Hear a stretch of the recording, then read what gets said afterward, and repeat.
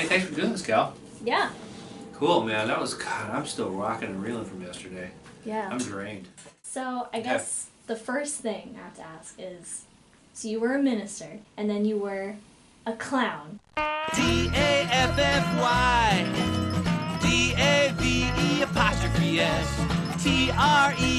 DAFFORD Daffy Dave Street Boy. And then you were an author. Mm-hmm. Well, I mean, not were, still are. Yeah. And now you are an artist. Right. How did you go from place to place and place, and like, what made you get into art? Well, first of all, I'm still a clown. Still actually, clown. still Yeah. doing that even here in No past Seattle. tense. No past tense. I am not clowned out. Although it feels that way sometimes. I am one of these people who easily gets bored, and I'm very creative. Yeah, the ministry thing just didn't work out for me because it wasn't, I was just kind of doing it because I didn't know what else to do, and my dad was a minister, and I grew up in the church, and I was sort of good at it, I guess you could say. And I decided I really want to do what I want to do before it was too late. At first it was, well, I wanted to be a rock star, a musician, like everybody else who grew, especially people who grew up like with the Beatles and stuff like that. And I did that for a while. I was in a band. I produced some music, and but then I wasn't really making very much money doing that, and I had to pay the bills. And some friends of mine said, you're always really good with kids. Why don't you dress up and do this clowning thing? And I said, wow, that's a great idea. So I started doing that, and that really took off, and that really paid my bills because I was really good at that. I mean, you had a TV show. I had a TV show, and then I did like 9 different kids CDs, and and those are still very popular. So, how did you get into art? Oh, so art.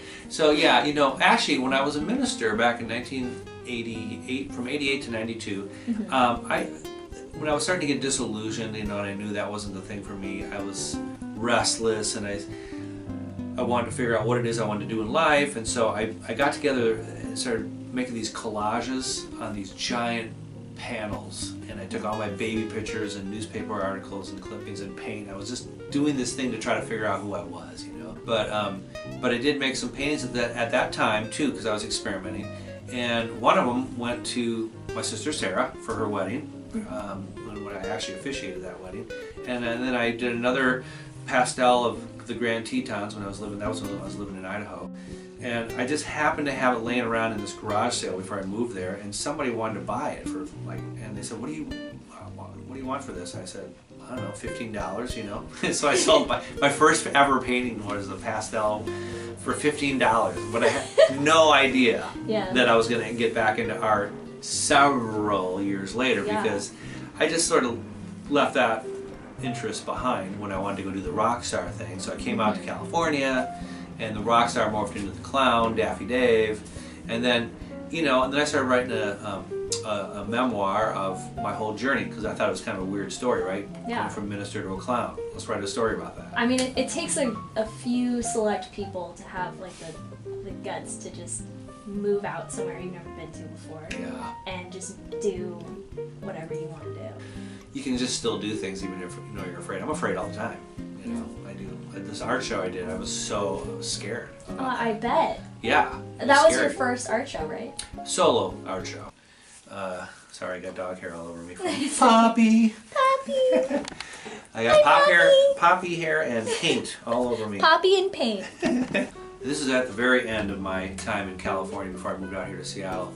I said, okay, you know what? I need to just put this thing away, this novel. And but then I got bored and restless because I wasn't doing something creative except my clown shows. Right. And I just said, okay, you know what? I used to paint when I was a minister all those years ago. Maybe I should try to do that for fun. So I did that. I just got some paints one day, and I made this really weird, abstract kind of a picture. I posted it on Facebook, and right away somebody wanted to buy it. Wow. This lady on fixed income, for crying out loud. She wanted to, I was like, oh my God, she paid me $100 for this little thing. And that was just like, wow, okay, maybe there's something to this art thing. And then my friend, I did some more paintings in that genre, and he goes, man, Dave, I really like your stuff. It's like Van Gogh on acid, And I was like, wow, okay, cool. I've never heard that before. Yeah, so I was encouraged by my friends, and so I just I said, maybe I'll just do some more of this. And I was just doing it for fun still, but I was, you know, getting a little bit of money for it. And then pretty soon, before you know it, I was, you know, it's 3 years later, and now I'm like out here in Seattle to like try to be more of a full-time artist and, you know, still do the clowning on the side, but focus on art. And that's because this art thing just took off. I mean, I've sold over 100 paintings already. Really? Yeah, in this last, you know, 2.5 years, 3 years. I'm on the 3rd year of doing it. You guys grew up in Hawaii. Yeah. And then I feel like Hawaii is such a great place to just kind of grow up in because there's so much nature around you, and I feel like that's why it's so prominent in all of your paintings, just because... You are right on about that. Yeah. In fact, I'm glad you said that because, you know, I actually didn't really realize how much it was in my art until I was looking at my show the other day. Just all laid out before you. Right, and that's kind of one of the reasons I wanted to do the show was so I could kind of see a retrospective of my work or whatever and go, wow, you're right, I can see Hawaii all over this stuff. Yeah. And the colors are so bright. Yeah. You know, I'm pretty bold with my colors. And I was like, okay, that's total Hawaii. Because I mean, you go to Hawaii and it's colors everywhere. Yeah, it's colorful. So, and it's so much movement. Water, so much movement, so much trees. And curves. Yeah. And stuff. And so that comes out in my work. You're so right about that. I just wanted to welcome everybody to the reception for the artwork, and thank you for being here. And if you're just hanging out in the cafe, thanks for being here too. So describe the feelings before the art show. Oh God, I was, you know, I went all over the map, Kelly. It was like I was super excited. I started hearing people wanting to come, and they were excited. But then I would go through like this fear, like, oh my God, people. I would look at my work, and I would, like, in my mind compare it to all these other great artists or other people I see who are, in my mind, so much better than me. I always keep coming back to that in myself, like, okay, I have my own unique mana, you know, or spirit, and everybody does when they do their painting. That's what I love about when I go to art classes and watch other artists. I just love that everybody has their own different thing, and it's cool, and that's what it is. But I have to sometimes remember that with my own self, because I can I can easily get caught in comparing myself to other people, and it's like, that is so futile. Thank God you were there, and Carl was there to help me with sales, and you doing the videos, and the musicians were doing the music thing, so that I could just go around and engage with people and talk with them about the art, you know, because, I mean, I talked nonstop for 3 hours, you know? And but I wasn't very attached to like having like sales. I was thinking, I just want to get it out there. I just want people to know I'm an artist out here in Seattle. But I was really surprised with, like, oh my God, I sold like 7 paintings and $200 worth of postcards, and people wanted to come by and buy back and buy more stuff later, and I was just like, wow. And they were just complimenting my art, and it just took me aback. It was Grandpa's birthday at the same time. Oh, that was so precious. Yeah.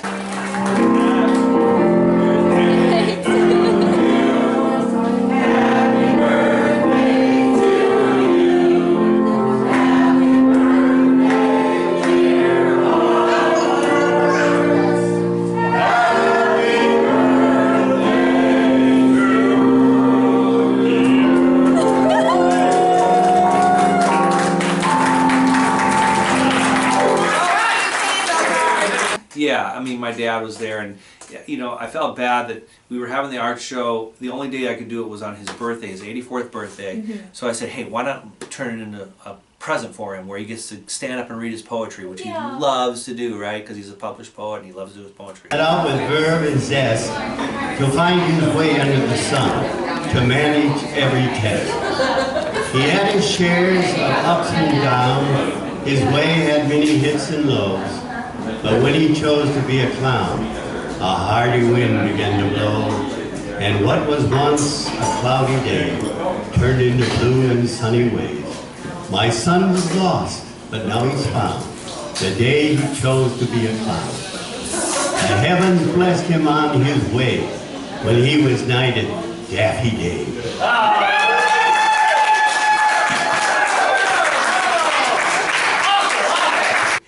So he got up there, right, and he just loved it. He read his poems, and people loved it. And at first there was a little bit of talking, but then people started focusing in, you know. He definitely brings them attention. in. Yeah. So yeah. So he loved that, and it was really sweet. And everybody was like, "Oh my God, your dad is so cute," and, you know. I mean, he's one of the cutest people alive. Right. Like, for sure. And they're going, and your mom was so over the moon watching him, and I was like, "Oh, that's really cute." I didn't know. I don't think she was. That doesn't sound like my mom. I mean, you're misreading my mom. In the video, he goes, "This one's for Jacqueline," and then I turn the camera and she goes, "Who?" Yeah, Jackie, this is for you, Jackie. And me. We did the same story. By the way, that's my mom over there, Jackie Mampel.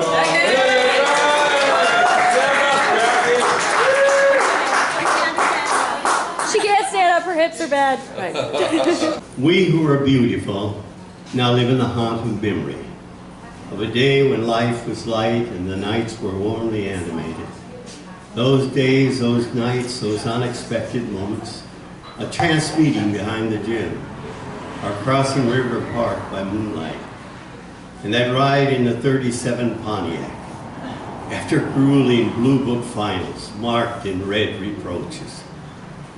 Or that evening after choir, walking back to the student cafe with a song she sang that elevated the step like Gene Kelly in the rain.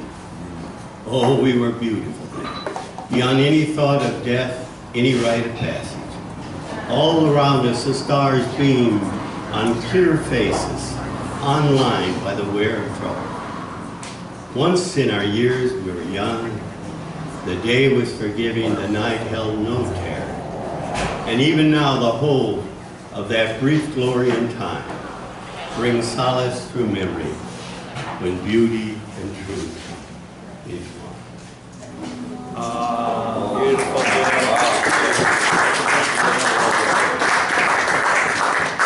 All right, thank you, Dad. That was great. Now, Grandma, what do you think about Dave's art? Who? Did you say who? What do I think about who? That's totally, that's my mom though. Yeah, anyways. Yeah. Okay, that was So that was really good. It was really special. yeah. DAFFY DAVE apostrophe S TREEFORT Daffy Days Shreveport. It spells Daffy Days Shreveport. We'll climb up the ladder on the tree, get to the top and see the birds and the bees.